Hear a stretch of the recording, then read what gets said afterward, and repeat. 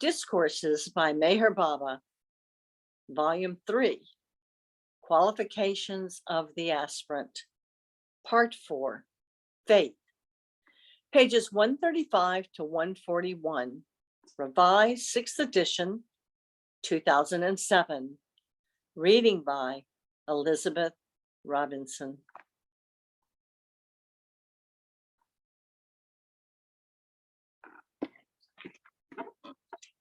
Faith and its forms. One of the most important qualifications for the aspirant is faith. There are 3 kinds of faith. 1, faith in oneself. 2, faith in the master. And 3, faith in life. Faith is so indispensable to life that unless it is present in some degree, life itself would be impossible.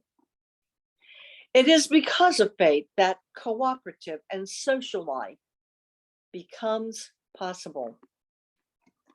It is faith in each other that facilitates a free give and take of love, a free sharing of work and its results. When life is burdened with unjustified fear of one another, it becomes cramped and restricted. Faith and its counterpart. Children have a natural faith in their elders. They instinctively look to them for protection and help without requiring any letters of introduction. The quality of trusting others persists in later life unless a person is rudely shocked by others who, through self-interest, deceive and exploit him. So though faith is natural to man, it grows and flourishes in a society where people are reliable, honest, and worthy of faith, and it fades in a hostile environment. Faith in one another becomes complete and steady when it finds its counterpart in those qualities which invite and confirm faith. Being worthy of the faith with which others place in us and having faith in others are 2 complementary virtues. They are the condition for an unhampered flow and development of individual and collective life. Importance of faith in oneself. Unqualified and implicit faith in each other belongs to the world of ideals.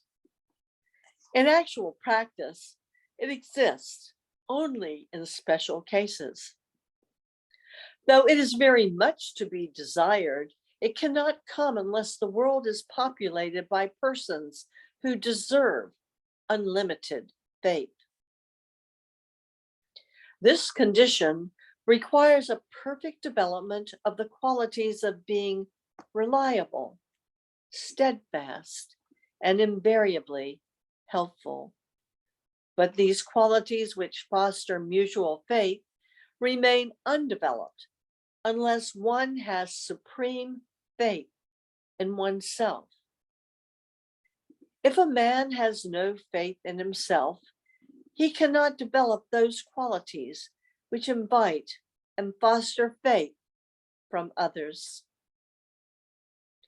The confidence that you can remain loyal under all sorts of trying circumstances to your own perception of the best is the very foundation of the superstructure of a reliable character.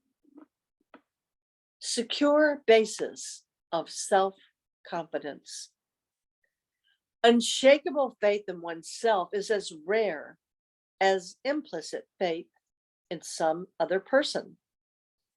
Few have developed it to the degree which ensures effective and constructive control of oneself.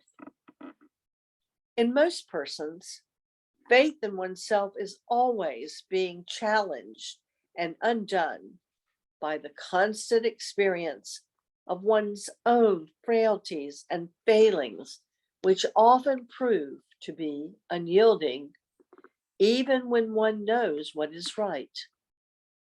The self-confidence, which is thus in perpetual danger of being shattered, can be securely established only when the man has before him the vision of the living example of perfection and has faith in it.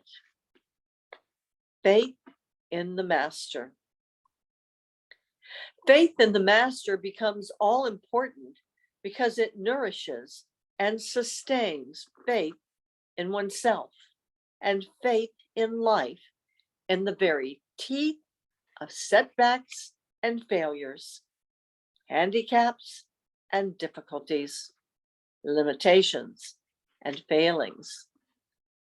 Life, as man knows it in himself or in most of his fellow men, may be narrow, twisted, and perverse. But life, as he sees it in the master, is unlimited, pure, and untainted. In the master, man sees his own ideal realized. The master is what his own deeper self would rather be. He sees in the master the reflection of the best in himself, which is yet to be, but which he will surely one day attain. Faith in the master, therefore, becomes the chief motive power for realizing the divinity which is latent in man. Faith and critical reasoning. True faith is grounded in the deeper experiences of the spirit and the unerring deliverances of purified intuition. It is not to be regarded as the antithesis of critical reason, but as the unfailing guide of critical reason. When critical reason is implemented by a deep and living faith based on pure intuition, its functioning becomes creative, fruitful, and significant, instead of barren, ineffective, and meaningless. On the other hand, many forms of naive credulity cannot be broken through except by the fearless and free working of critical reason. However, it remains true that critical reason can touch and inform only those forms of faith which are not based upon pure intuition. True faith, grounded on pure intuition, always remains an imperative, which cannot be ultimately reduced to the conclusions of ratiocinative intellect. It is not derived from the limited intellect, but is more fundamental and primary, with the result that it cannot be silenced by any intellectual acrobatics. This does not mean, however, that faith need at any stage be blind, in the sense that it is not allowed to be examined by critical intellect. True faith is a form of sight and not of blindness. It need not be afraid of the free functioning of critical reason. Credulity and doubt. The right of testing the master through critical reasoning has always been conceded to the disciples. But if after testing and being satisfied about the perfection of the master, the disciple shows any wavering of faith, it is a result of a deplorable deficiency in his sincerity of approach and integrity of purpose. As there is much uncritical and undeserved credulity given to claimants of spiritual wisdom, so there is much unjustified wavering of faith in spite of a convincing basis for it in one's own experience. Just as uncritical credulity is ultimately the result of unconscious operation of many worldly wants, so unjustified wavering of faith is also due to the unconscious operation of desires which run contrary to the effective manifestation of a rationalized faith. In the first case, wish is the father of unwarranted belief, and in the second case, wish is the father of unwarranted doubt. Wavering of faith often due to unconscious cravings. Cravings have a tendency to pervert the functioning of critical reason. An unwavering faith, which is grounded in pure intuition, can come only to a mind which is free from the pressure of diverse wants. True faith is, therefore, a matter of gradual growth. It grows in proportion to the success which the disciple attains in freeing his consciousness from diverse cravings, beliefs, and opinions. Faith must be carefully distinguished from mere intellectual belief or opinion. When a person has a good opinion about someone, he is said to have a certain kind of faith in him. But this kind of opinion does not have that spiritual potency which belongs to a living faith in the master. The beliefs and opinions of a person often constitute a very superficial layer of the human psyche. They do not have any integral relationship with the deeper psychic forces. They remain in one region of the mind without bringing about any radical changes in the core of personality, which determines the attitude to life. People hold such beliefs just as they wear clothes. In times of emergency, they tend to change their clothes to suit their immediate purposes. In such cases, beliefs are unconsciously determined by other purposes. The purposes are not consciously determined by beliefs. Living faith, creatively dynamic. Living faith, on the other hand, has the most vital and integral relation with all the deeper forces and purposes of the psyche.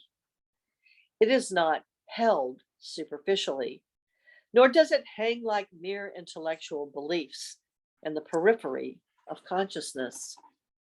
On the contrary, living faith becomes a powerful factor that reconstructs the entire psyche. It is creatively dynamic. There is no thought unenlivened by it, no feeling unillumined by it, no purpose which is not recast by it. Such living faith in the master becomes, for the disciple, a supreme source of inspiration and unassailable self-confidence. It expresses itself primarily through the spirit of active reliance upon the master, and not merely through some opinion about him. Living faith is not a sort of certificate given by the disciple to the master. It is an active attitude of confidence in the master, expressing itself not only through implicit and trustful expectation of help from the master, but also through the spirit of self-surrender and dedication. Living faith grounded in experience. Such fruitful and living faith in the master is always born of some deep experience which the master imparts to the deserving disciple. It is fundamentally different from the beliefs which people hold either through uncritical acceptance or superficial thinking. Mere intellectual beliefs, for the most part, have very little spiritual importance.